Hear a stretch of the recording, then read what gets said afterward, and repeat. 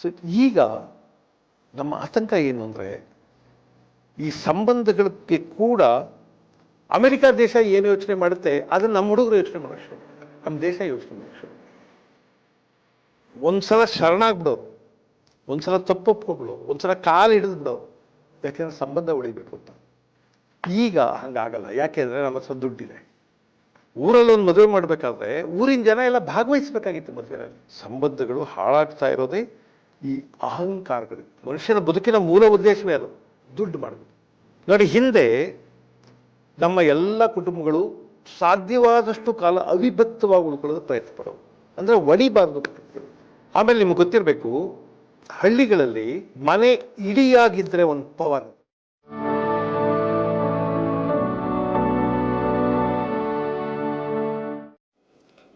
So ಈಗ ನಮ್ಮ ಆತಂಕ ಏನು ಅಂದರೆ ಈ ಸಂಬಂಧಗಳಿಗೆ ಕೂಡ ಅಮೆರಿಕ ದೇಶ ಏನು ಯೋಚನೆ ಮಾಡುತ್ತೆ ಅದನ್ನು ನಮ್ಮ ಹುಡುಗರು ಯೋಚನೆ ಮಾಡೋಕ್ಕೆ ಶುರು ಮಾಡಿದ್ದಾರೆ. ನಮ್ಮ ದೇಶ ಯೋಚನೆ ಮಾಡೋಕ್ಕೆ ಶುರು ಮಾಡಿದೆ.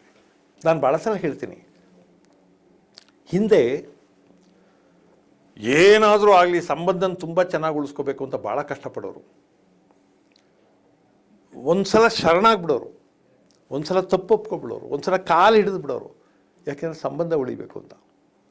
ಈಗ ಹಂಗಾಗಲ್ಲ. ಯಾಕೆಂದರೆ ನಮ್ಮ ಹತ್ರ ದುಡ್ಡಿದೆ. ಮನುಷ್ಯನ ಹತ್ರ ಸ್ವಲ್ಪ ದುಡ್ಡು ಬಂದಿದೆ. ದುಡ್ಡು ಬಂದಾಗ ಯಾವನ್ನು ಕೇರ್ ಮಾಡಲ್ಲ, ನಾನೇ ನೋಡ್ಕೋತೀನಿ ಅಂತ. ನಿಮ್ಗೆ ಗೊತ್ತಿರಬೇಕು, ಹಿಂದೆ ಹಳ್ಳಿಗಳಲ್ಲಿ ಮದುವೆ ಆಗುವಾಗ ಯಾರೋ ಅವ್ರ ದಾಯಾದಿ ಮುನ್ಸ್ಕೊಂಡಿರ್ತಾನೆ ಅಂದರೆ ಅವ್ರ ಮನೆಗೆ ಹೋಗಿ ಬೇರೆಯವರೆಲ್ಲ ನ್ಯಾಯ ಮಾಡೋರು. ಊರಲ್ಲಿ ಒಂದು ಮದುವೆ ಮಾಡಬೇಕಾದ್ರೆ ಊರಿನ ಜನ ಎಲ್ಲ ಭಾಗವಹಿಸಬೇಕಾಗಿತ್ತು ಮದುವೆನಲ್ಲಿ.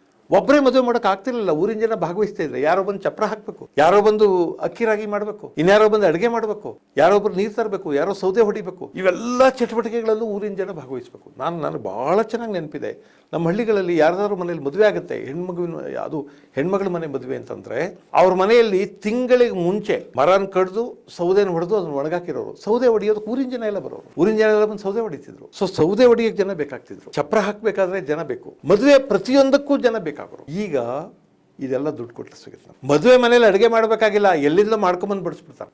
ದುಡ್ಡು ನಮ್ಮ ಹತ್ರ ಇರೋದ್ರಿಂದ ಈಗ ನಮಗೇನಂದ್ರೆ ಅಹಂಕಾರ ಏನು ಅಂದರೆ, ಯಾವನ್ ಬರಲಿ ಬಿಡಲಿ ಮದುವೆನ ಮಾಡ್ತೀನಿ, ಗೊತ್ತು ನನಗೆ ಹೆಂಗೆ ಮಾಡಬೇಕು. ಅಂದರೆ ನಮ್ಮ ಸಂಬಂಧಗಳ ಮಧ್ಯೆ ದುಡ್ಡು ಬಂದು ಕೂತ್ಕೊಂಡಿದೆ. ಅದರಿಂದಾಗಿ ಎಲ್ಲವನ್ನು ಕಾಂಟ್ರಾಕ್ಟ್ ಕೊಟ್ಬಿಡ್ತೀನಿ. ನಮ್ಮಲ್ಲಿ ಭಾಳ ಜನ ಹೇಳೋದನ್ನು ಕೇಳಿದ್ದೀನಿ, ಫೋನ್ ಮಾಡಿ ಮದುವೆ ಮಾಡಿಸಿದ್ದೀನಿ ನಾನು, ನನ್ನ ಕೈಯಲ್ಲಿ ಒಂದು ಫೋನ್ ಇದ್ದರೆ ಸಾಕು ಮದುವೆ ಮಾಡಿಸ್ತೀನಿ, ನಾನು ಗೊತ್ತು ಹೆಂಗೆ ಮಾಡು. ಹಣ ಜಾಸ್ತಿ ಇದ್ದರೆ ಫೋನ್ ಮಾಡಿದ್ರು ಮದುವೆ ಆಗುತ್ತೆ.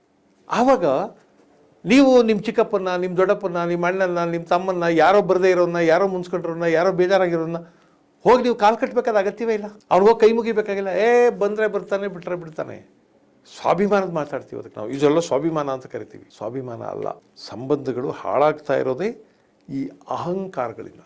ಒಂದು ಗೊತ್ತಿರಲಿ, ಸಮಾಜದಲ್ಲಿ ನಾವು ಒಟ್ಟಿಗೆ ಬಾಳಬೇಕು ಅಂತಂದರೆ ಅಷ್ಟಕ್ಕೆ ನಮ್ಮ ಇಡೀ ಬದುಕಿನ ಬಹಳ ಮುಖ್ಯವಾದ ಸಂಗತಿ ಏನು ಅಂತ ನಾನು ಅಂದ್ಕೊಂಡಿದ್ದೀನಿ ಅಂದರೆ, ನಮ್ಮ ಅಹಂಕಾರವನ್ನು ಬರ್ತಾ ಬರ್ತಾ ಬರ್ತಾ ಕಡಿಮೆ ಮಾಡ್ಕೋಬೇಕು, ಕಳ್ಕೊತಾ ಹೋಗ್ಬೇಕು. ಈ ಸಮಾಜದಲ್ಲಿ ನಮ್ಗೆ ಗೊತ್ತಿಲ್ಲದಂಗೆ ನಮ್ಗೆ ಅಹಂಕಾರ ಬರ್ತಾನೆ ಇರುತ್ತೆ, ಬೇಕಾದಷ್ಟು ಕಾರಣಕ್ಕೆ ಬರುತ್ತೆ. ನಾವು ಓದಿದ್ದೀವಿ, ಒಂದಿಷ್ಟು ಅಹಂಕಾರ ಬರುತ್ತೆ. ನಮ್ಮ ಮನೆ ಕಡೆ ದುಡ್ಡಿದೆ, ನಾವು ಶ್ರೀಮಂತರಾಗಿದ್ದೀವಿ, ಒಂದಿಷ್ಟು ಅಹಂಕಾರ ಬರುತ್ತೆ. ನನಗೆಲ್ಲರಿಗಿಂತ ಚೆನ್ನಾಗಿ ಅಭಿನಯಿಸೋಕೆ ಬರುತ್ತೆ, ಒಂದಿಷ್ಟು ಅಹಂಕಾರ ಬರುತ್ತೆ. ನನಗೆ ಪವರ್ ಇದೆ, ಅಹಂಕಾರ ಬರುತ್ತೆ. ಮನುಷ್ಯ ಬದುಕಿನ ಬಹಳ ಮುಖ್ಯವಾದ ಸಂಗತಿ ಏನಂದರೆ, ಆವಾಗ ಯಾವ್ಯಾವುದೋ ಹೆಸರಿನಿಂದ ಬರುವಂಥ ಈ ಅಹಂಕಾರವನ್ನು ನಾವು ಹೊಡೆದಾಕ್ತಾನೆ ಇರಬೇಕು.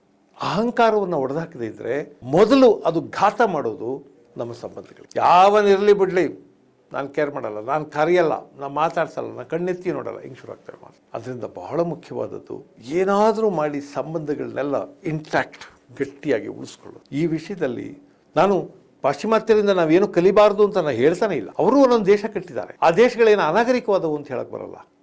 ಅವ್ರನ್ನ ಬೇಕಾದಷ್ಟೇ ಇರುತ್ತೆ. ಆದರೆ ನಮ್ಮದು ಏನು ಅನ್ನೋದನ್ನು ನಾವು ಕಲ್ತ್ಕೋಬೇಕು. ನಾವು ನಮ್ಮಲ್ಲಿ ಗೌರವಿಸಬೇಕಾದ್ದು ಏನು ಅಂತ ನಾವು ತಿಳ್ಕೊಂಡಿರ್ಬೇಕು. ಹಾಗಿದ್ದಾಗ ಬದುಕು ಸಮೃದ್ಧವಾಗುತ್ತೆ, ಶ್ರೀಮಂತವಾಗುತ್ತೆ. ನೋಡಿ, ಹಿಂದೆ ನಮ್ಮ ಎಲ್ಲ ಕುಟುಂಬಗಳು ಸಾಧ್ಯವಾದಷ್ಟು ಕಾಲ ಅವಿಭಕ್ತವಾಗಿ ಉಳ್ಕೊಳ್ಳೋದಕ್ಕೆ ಪ್ರಯತ್ನ ಪಡೋವು, ಅಂದರೆ ಒಡಿಬಾರ್ದು ಕುಟುಂಬಗಳು ಅಂತ. ನಾವೆಲ್ಲ ಚಿಕ್ಕವರಾಗಿದ್ದಾಗ ನೋಡ್ತಾ ಇದ್ವಿ, ಬಾಳಿ ಬದುಕದ ಮನೆ ಕಣಪ್ಪ, ಒಡೆದೋಯ್ತು ಅನ್ನೋರು. ಒಡೆದೋಯ್ತು ಅಂದರೆ ಅಣ್ಣ ತಮ್ಮಂದಿರು ಭಾಗ ಆಗಿ ಬೇರೆ ಬೇರೆ ಆಸ್ತಿ ತೊಗೊಂಡೋದ್ರೆ ಒಡೆದೋಯ್ತು ಅಂತ, ಬೇರೆ ಬೇರೆ ಹೋಗಿದ್ದಾರೆ ಅಂತ ಮಾತಾಡ್ತಿರಲಿಲ್ಲ. ಒಡೆದೋಯ್ತು ಆ ಮನೆ, ಇನ್ಮೇಲೆ ಮುಗೀತು, ಎಲ್ಲ ಒಡೆದೋಗ್ಬಿಟ್ಟು. ಆಮೇಲೆ ನಿಮ್ಗೆ ಗೊತ್ತಿರಬೇಕು, ಹಳ್ಳಿಗಳಲ್ಲಿ ಮನೆ ಇಡಿಯಾಗಿದ್ದರೆ ಒಂದು ಪವರ್. ಅದು ಈ ಸೂಕ್ಷ್ಮಗಳು ನಿಮ್ಗೆ ಅರ್ಥ ಆಗ್ತವೆ ಅಂತ ಅನ್ಕೋತೀನಿ.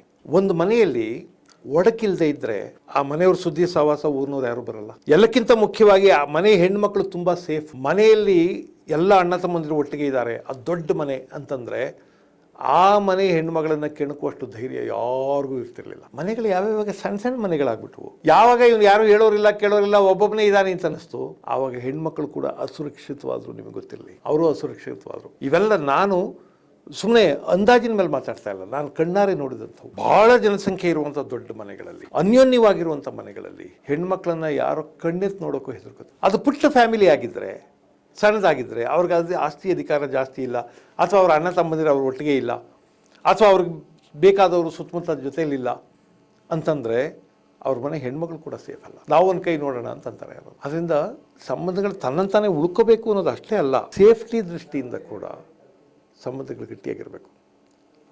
ನಾನು ಒಂದ್ಸಲ ಇದ್ದವರು ಮನೆಯವ್ರ ಭಾಗನೇ ಆಗಬಾರ್ದು, ಜೊತೆಯಲ್ಲಿರಬೇಕು ಅಂತಲೂ ನಾನು ಹೇಳ್ತಾ ಇಲ್ಲ. ಆದರೆ ಈ ಸಂಬಂಧಗಳೆಲ್ಲ ಉಳಿಬೇಕು ಅಂತ. ತಾಯಿ, ದೊಡ್ಡಮ್ಮ, ಚಿಕ್ಕಮ್ಮ, ಚಿಕ್ಕಪ್ಪ, ದೊಡ್ಡಪ್ಪ, ಇವೆಲ್ಲ ಸಂಬಂಧಗಳಿವೆಯಲ್ಲ, ಈ ಸಂಬಂಧಗಳೆಲ್ಲ ಉಳಿಬೇಕು. ಉಳಿದ್ರೆ ಸಮಾಜ ಸುರಕ್ಷಿತವಾಗಿದೆ. ಸಮಯ ಇಲ್ಲ ಅಲ್ಲ, ಮನಸ್ಸಿಲ್ಲ. ಸಮಯ ಇಲ್ಲ ಅನ್ನೋದೊಂದು ನೆಪ ಅಷ್ಟೇ. ಯಾವ್ಯಾವುದಕ್ಕೂ ಸಮಯ ಇದೆ, ಇದಕ್ಕೆ ಸಮಯ ಇರೋದಿಲ್ಲ ಅಂದರೆ ಹೇಗೆ? ನಮ್ಮ ಆದ್ಯತೆ ಅಲ್ಲ, ಇಟ್ ಈಸ್ ನಾಟ್ ಅವರ್. ನಾವು ನಮ್ಮ ಪ್ರಯಾರಿಟಿಗಳು ಏನು ಅನ್ನೋದನ್ನು ಸರಿಯಾಗಿ ಗುರುತಿಸ್ಕೋಬೇಕು. ಇಲ್ಲದೇ ಸಮಯ ಇಲ್ಲ, ನೋಡೋಕ್ಕಾಗಲಿಲ್ಲ, ಸಮಯ ಇಲ್ಲ. ಅಯ್ಯೋ, ನಾನು ನೋಡಿದ್ದೀನಿ ಕೆಲವು ಮನೆಗಳಲ್ಲಿ ಅಣ್ಣ ತಮ್ಮಂದಿರ ಮಕ್ಕಳು ಪರಸ್ಪರ ಮಾತಾಡುವಾಗ ಸರ್ ಅಂತ ಮಾತಾಡ್ತಾರೆ, ಹೌ ಆರ್ ಯು ಸರ್ ಅಂತ ಮಾತಾಡ್ತಾರೆ. ನಾನು ನೋಡಿದ್ದೀನಿ.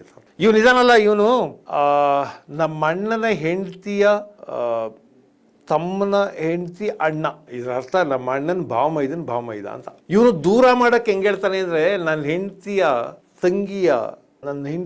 ತಂಗಿಯ ಗಂಡನ ತಮ್ಮನ ಅಕ್ಕನ ಅಣ್ಣನ ಅಂತೆಲ್ಲ ಇವು ನೇರವಾಗಿ ಹೇಳಿದ್ರೆ ಹತ್ರದಲ್ಲೇ ಇರ್ತವೆ. ದೂರ ಯಾಕೆ ಮಾಡ್ತಾನೆ ಅಂದರೆ, ಇವ್ರು ದೂರ ಅಂತ ಹೇಳೋಕ್ಕೆ. ಇವರೆಲ್ಲ ನಮ್ಮವರು ಅಂತ ಅನಿಸಿದಾಗ ಮನುಷ್ಯನಿಗೆ ಈ ಭಾಷೆನೇ ಸೃಷ್ಟಿಯಾಗಲ್ಲ, ಹೀಗೆಲ್ಲ ಮಾತಾಡೋದಾಗಲ್ಲ. ಎಲ್ಲರನ್ನೂ ದೂರವಾಗಿ ಇಟ್ಕೊಂಡೇ ನೋಡ್ಕೊಂಡು ಬರ್ತಾನೆ. ಸಮಸ್ಯೆ ಅದು. ನನಗೆ ಈ ಪ್ರಸ್ತುತದ ಜಗತ್ತನ್ನು ನೋಡಿದ್ರೆ I think we are chasing only money, ಅಥವಾ ಇನ್ನೊಂದು ಸೇರಿಸೋದಾದ್ರೆ we are chasing only money and power. ನಮಗೆ ಇದರ ಬಗ್ಗೆ ಒಂದು ದುರ್ವ್ಯಾಮೋಹ ಇದೆ. ಒಂದು, ಮನುಷ್ಯ ಯಾಕೆ ಬದುಕಿರಬೇಕು? ದುಡ್ಡು ಮಾಡೋದು. ಮನುಷ್ಯನ ಬದುಕಿನ ಮೂಲ ಉದ್ದೇಶವೇ ಅದು, ದುಡ್ಡು ಮಾಡಬೇಕು. ಇವನು ಖರ್ಚು ಮಾಡಿದ್ರೆ ಭಾಳ ದೊಡ್ಡ ಮನುಷ್ಯ ಅಂತ ಅನ್ಕೋತಾರೆ. ಇನ್ನೊಂದು, ಎಷ್ಟೇ ದುಡ್ಡಿದ್ರೂ ಅಧಿಕಾರ ಇರಬೇಕಪ್ಪ ನನ್ನ ಕೈಲಿ, ನಾನು ಸೈನ್ ಮಾಡಿದ್ರೆ ಏನೋ ಆಗಬೇಕದು ಅಂಥದ್ದೊಂದು ಅಧಿಕಾರ ಇರಬೇಕು. ನಾನು ಎಲ್ಲೋ ಒಂದು ಕಡೆ ಕೇಳಿದ್ದೆ, ಚೆನ್ನಾಗಿತ್ತ ಮಾತು. ನಮ್ಮೂರಲ್ಲೊಬ್ಬ ದಟ್ಟ ದರಿದ್ರ ಇದ್ದಾನೆ. ಅವನು ಎಷ್ಟು ದರಿದ್ರ ಅಂದರೆ ಅವನ ಹತ್ರ ದುಡ್ಡು ಬಿಟ್ಟಿನೇನೂ ಇಲ್ಲ ಅಂತ. ಅಂದರೆ ಅವನು ಶ್ರೀಮಂತನ ಆಗಬೇಕಾದ್ರೆ ಬೇರೆ ಏನೋ ಇದೆ, ದುಡ್ಡಲ್ಲ. ಅದಕ್ಕೆ ಅವನು ಹೇಳೋದು, ಅವನು ಎಂಥ ದರಿದ್ರ ಮನುಷ್ಯ ಅಂದರೆ ಅವನ ಹತ್ರ ದುಡ್ಡು ಬಿಟ್ಟಿನೇನೂ ಇಲ್ಲ ಅಂತ. ಸೊ ದುಡ್ಡಿನಿಂದ ಆಚೆಗೂ ಏನೋ ಇದೆ ಮನುಷ್ಯನಿಗೆ, ಅದು ಮನವರಿಕೆ ಆಗುತ್ತೆ.